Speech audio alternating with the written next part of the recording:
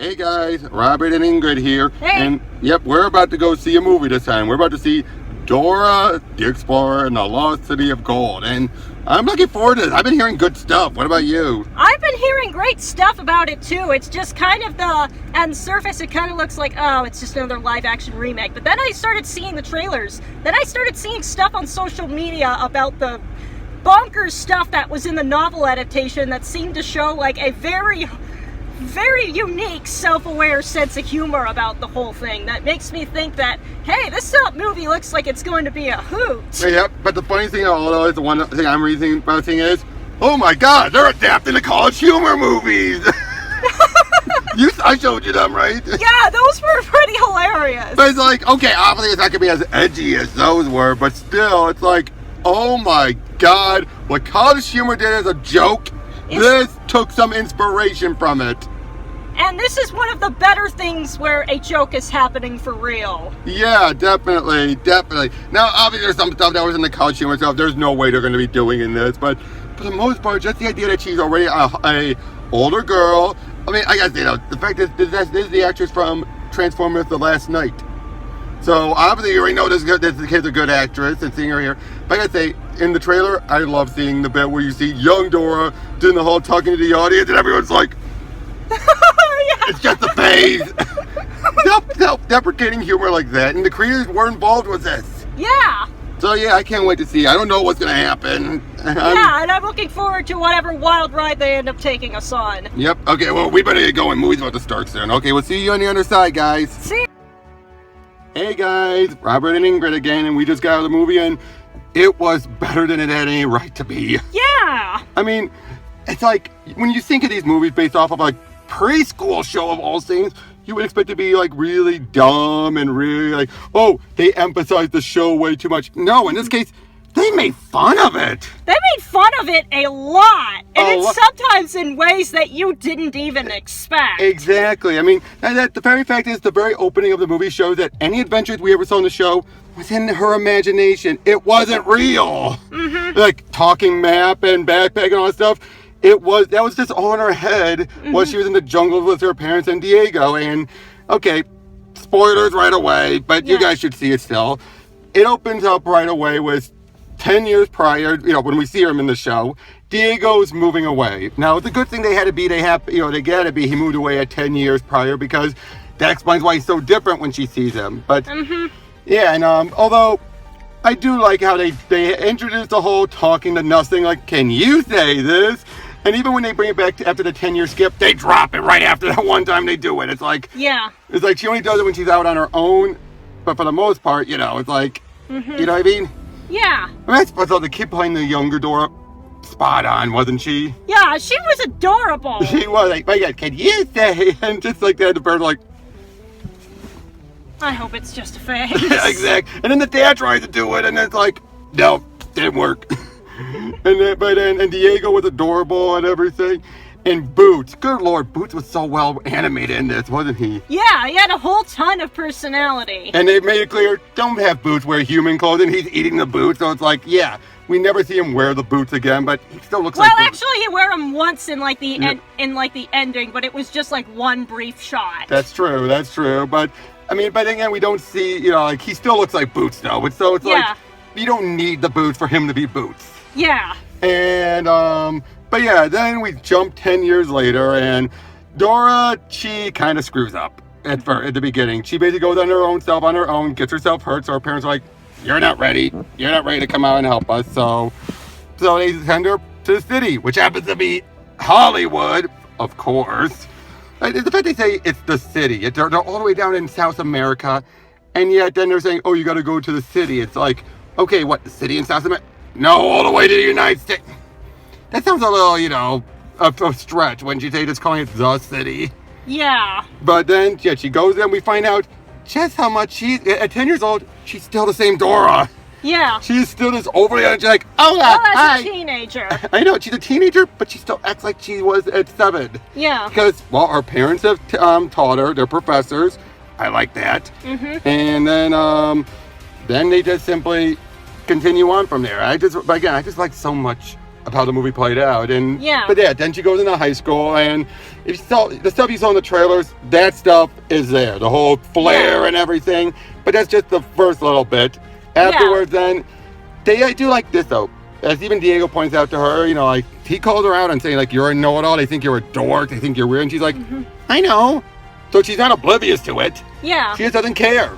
She just knows about being herself. Mm-hmm.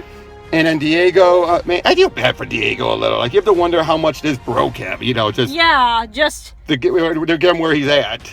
Mm-hmm. Because, yeah, I mean, he is... Well, let's be honest. He's more like, stop doing what you're doing. Stop it. Just knock it off. Mm-hmm. And, again, you just have to wonder what happened in the in-between years, don't you? Yeah, like, what kind of trauma happened in, like, the intervening public school kind of years? Exactly, to make him be so just...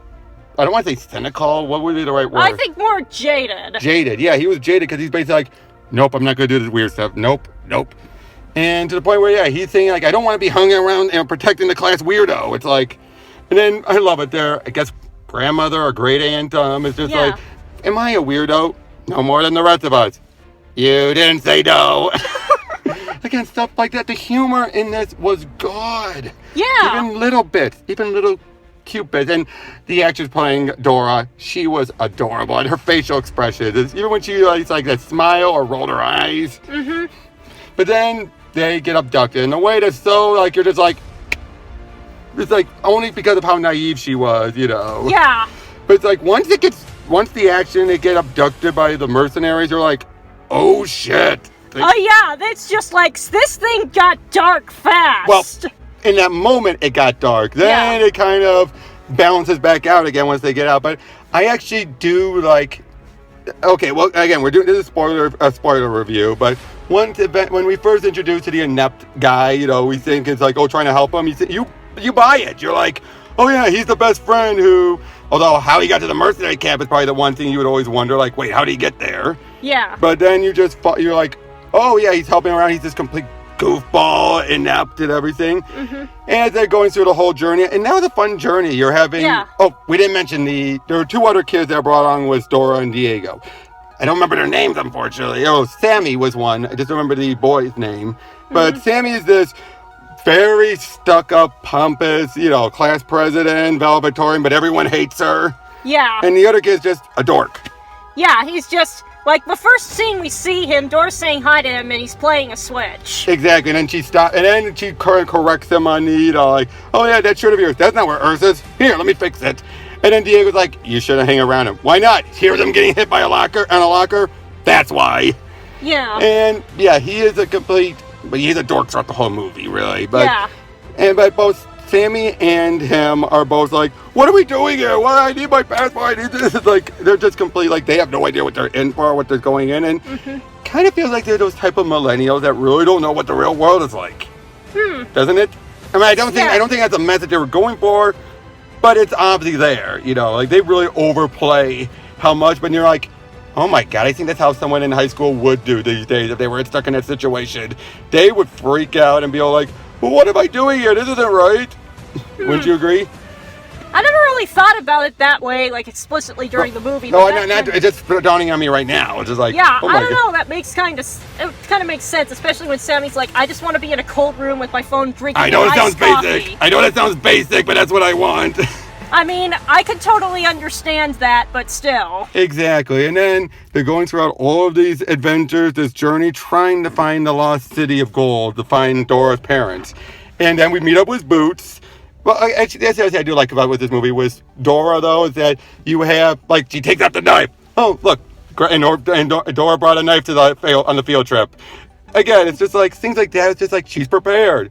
Oh, we almost went over this. Swiper's in this movie. He was perfect! He was perfect! Especially every time you have swiper, no swiping. They didn't stop him that way. There was usually some other element too. But he would always say, "Oh man." Yeah.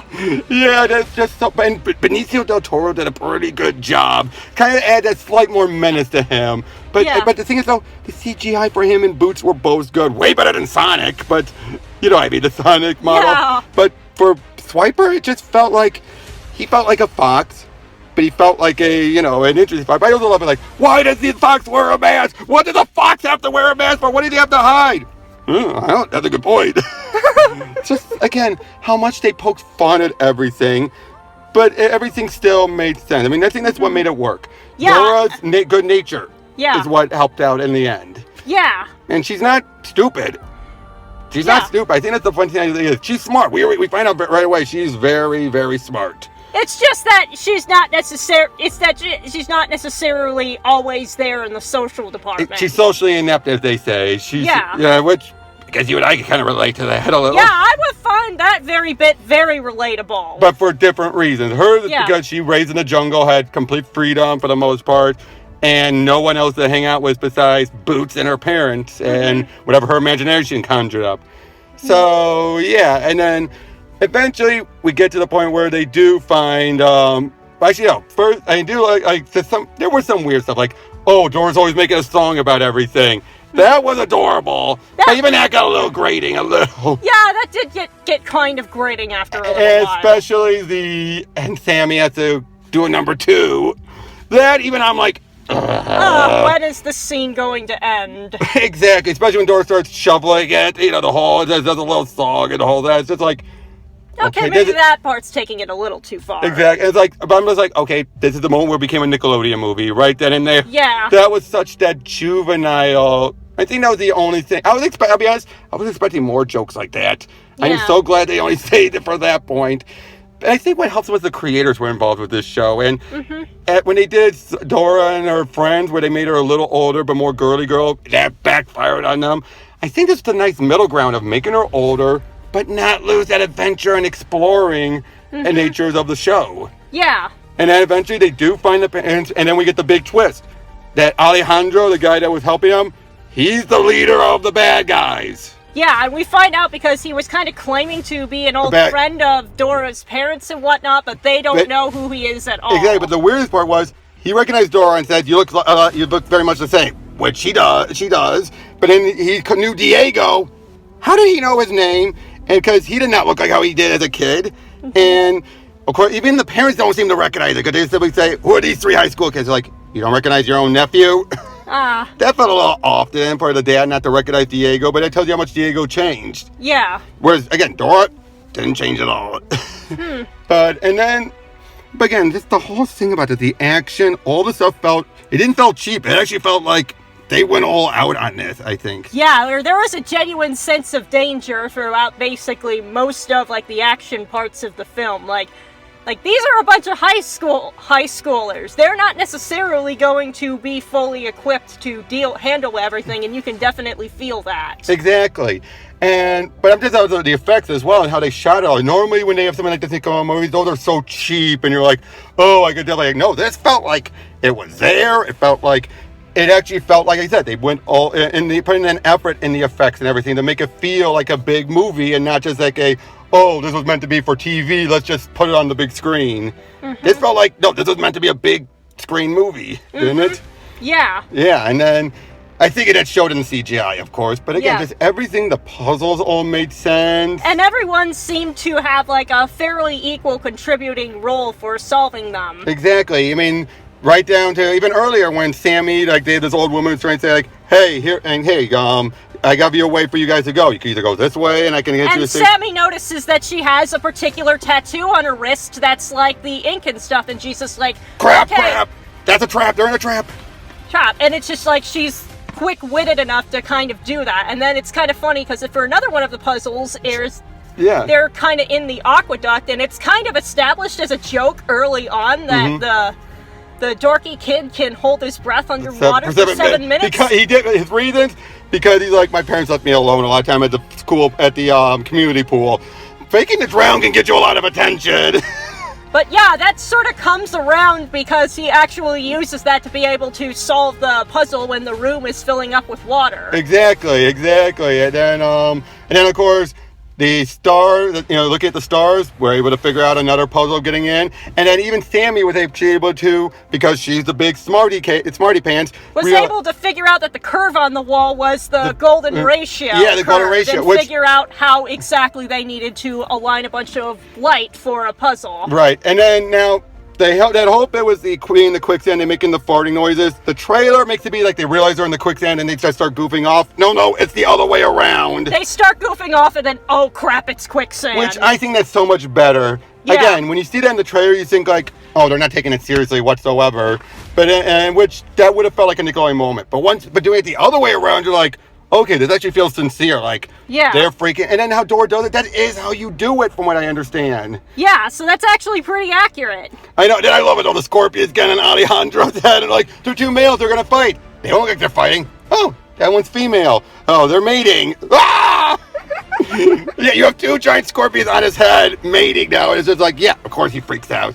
But then I love how they save him. Turns out it's not much of a quicksand pit. There's, the feet dangling, because his feet are dangling in the right spot, which makes you tell you, like, oh, they would have been fine.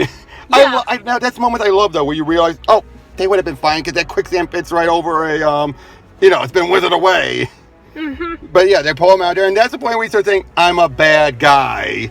And it's easily kind of played off as like just a joke, a moment of self-doubt, and Dora reassures him and whatnot. Then we find out later he is a bad guy. It's like, that is clever writing. Where you spell it out. But the context you put it in makes you think that, yeah, he's kind of just been this, like, quirky, jokey kind of character, so it's just like, you think it's just kind of more of just a self-aware moment, but then it's just like, oh crap, that's actually serious. Yeah, he was confessing because he had his, a near-death experience. It was a confession.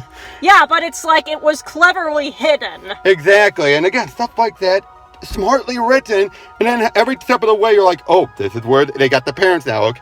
But then even she was still a little naive, thinking like, oh, well, and we're giving the treasure, let us go, and then Boots, saves them, and she's all like, Boots, no, don't, wait. They're going to kill my parents, aren't they, once he gets what he wants? Yeah.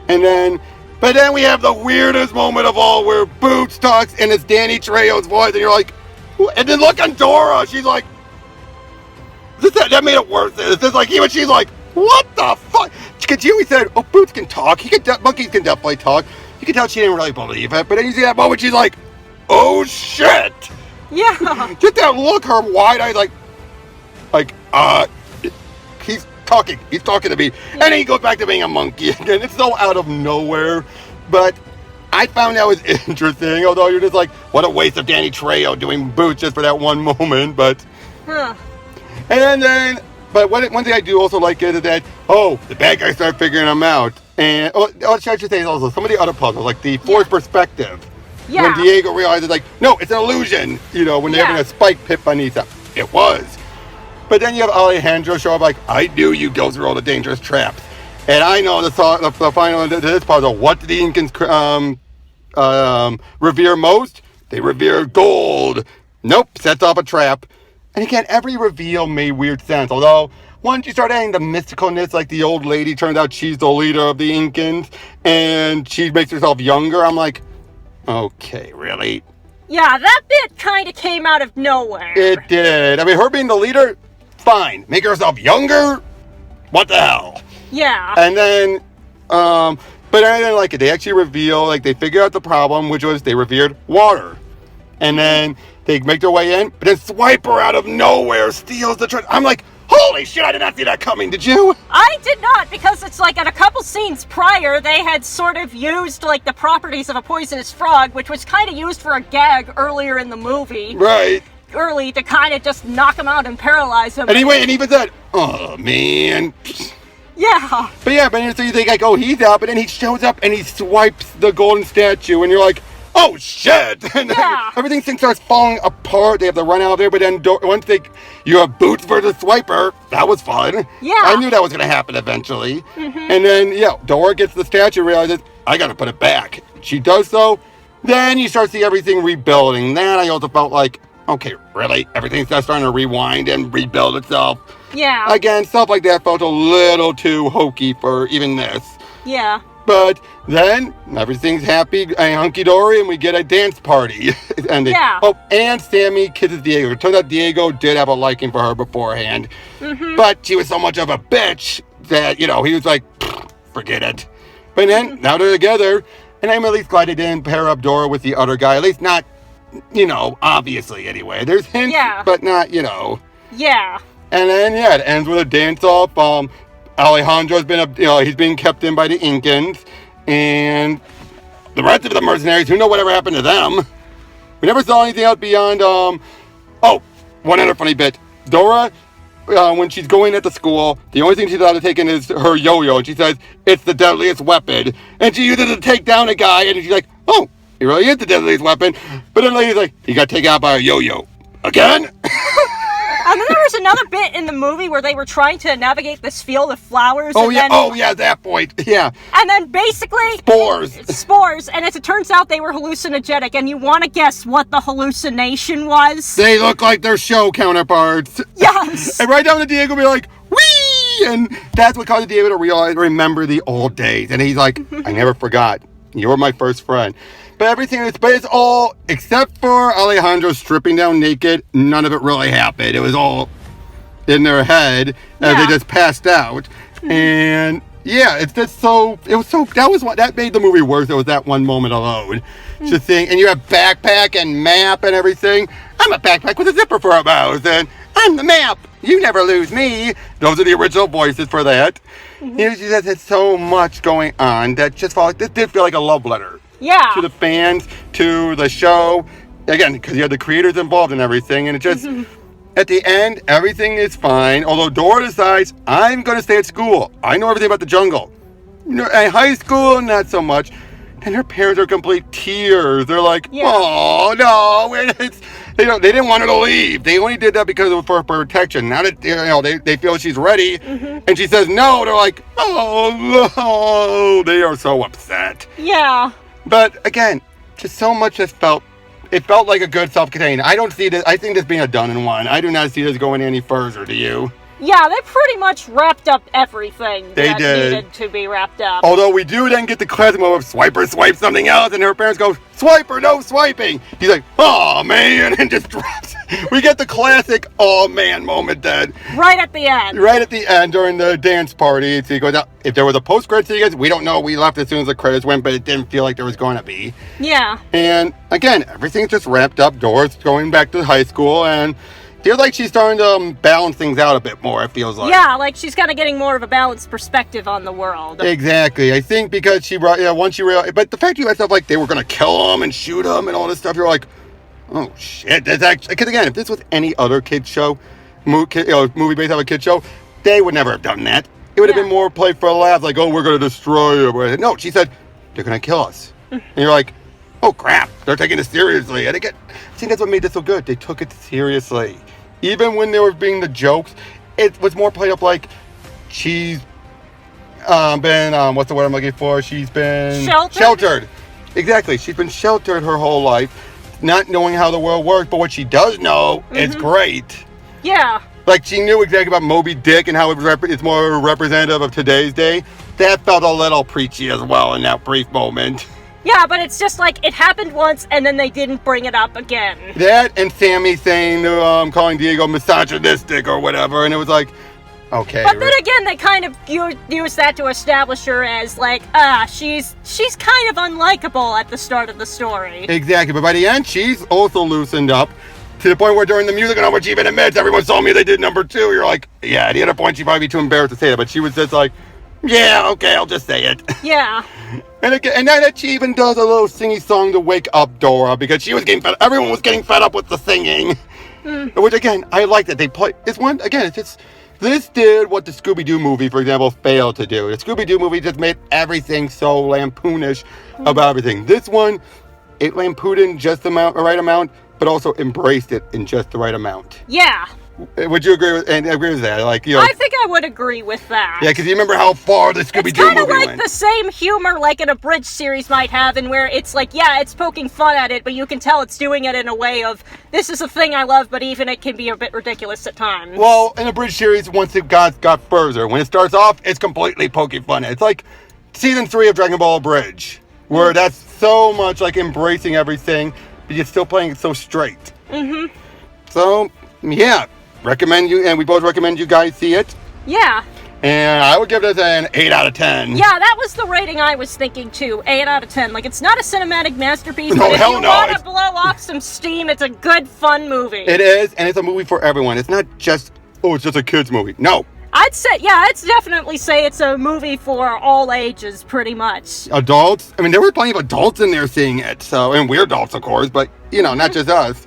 So, yeah, I mean, the fact that we were so interested to see it should also speak volumes, because if this was really done for children, no. Let's just say that we would have ignored it like all of the other kind of cash grab garbage kids movies out there. Or in the preview, you have this John Cena firefighter movie, whatever. That's a Nickelodeon movie. That one felt more like what I almost expected this movie to be. Yeah. Way too juvenile. Nope. In fact, I would say this. I would compare it to Detective Pikachu as far as capturing the spirit, but doing it right. Yeah, I can definitely see where you're going with that comparison. Yep. So, yep. That's all we got. Well, I can catch you on the next movie review, and I'll do another review probably tomorrow. Catch you all later.